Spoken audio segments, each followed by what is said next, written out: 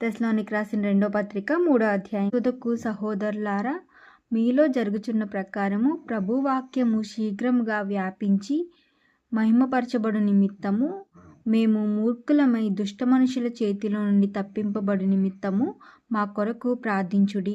విశ్వాసము అందరికీ లేదు, అయితే ప్రభువు నమ్మదగినవాడు. ఆయన మిమ్మును స్థిరపరిచి దుష్టత్వము నుండి కాపాడును. మేము మీకు ఆజ్ఞాపించుచున్న వాటన్నిటినీ మీరు చేయుచున్నారనియు ఇక చేయుదురనియు ప్రభువునందు మిమ్మును గూర్చి నమ్మకము కలిగి ఉన్నాము. దేవుని యందలి ప్రేమయు క్రీస్తు చూపిన ఓర్పును మీకు కలుగునట్లు ప్రభు మీ హృదయములను ప్రేరేపించునుగాక. అక్రమముగా నడుచుకొను ప్రతి సహోదరుని యొద్ద నుండి తొలగిపోవలనని మన ప్రభువైన యేసుక్రీస్తు పేరట మీకు ఆజ్ఞాపించుచున్నాము. ఏలాగున మమ్మును పోలి నడుచుకొనవలనో మీకే తెలియను.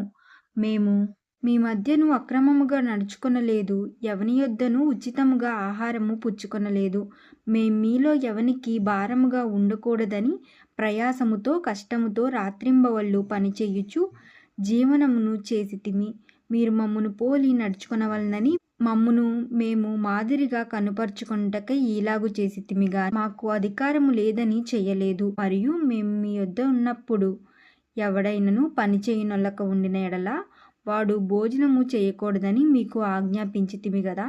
మీలో కొందరు ఏ పనియు చేయక పరుల జోలికి పోవచ్చు అక్రమముగా నడుచుకొనుచున్నారని వినుచున్నాము. అట్టివారు నెమ్మదిగా పనిచేయుచు సొంతముగా సంపాదించుకొనిన ఆహారమును భుజింపవలనని మన ప్రభువైన యేసుక్రీస్తు పేరట వానికి ఆజ్ఞాపూర్వకంగా హెచ్చరించుచున్నాము. సహోదరులారా, మీరైతే మేలు చేయుటలో విసుకవద్దు. ఈ పత్రిక మూలముగా మేము చెప్పిన మాటకు ఎవడైనను లోబడని ఎడల అతడు సిగ్గుపడు నిమిత్తము అతనితో కూడా సాంగత్యము చేయకుడి. అయినను అతనిని శత్రువుగా భావింపక సహోదరునిగా భావించి బుద్ధి చెప్పుడి. సమాధానకర్తయగు ప్రభువు తానే ఎల్లప్పుడూ ప్రతి విధము చేత మీకు సమాధానము అనుగ్రహించునుగాక. ప్రభువు మీకందరికీ తోడయుండునుగాక. పౌలను నేను నా చేవ్రాతతో వందనమని వ్రాయుచున్నాను. ప్రతి పత్రిక యందు ఇదే గుర్తు. నేను వ్రాయుట ఈలాగే. ప్రభువైన యేసుక్రీస్తు కృప మీ అందరికీ తోడయుండునుగాక. ఆమేన్.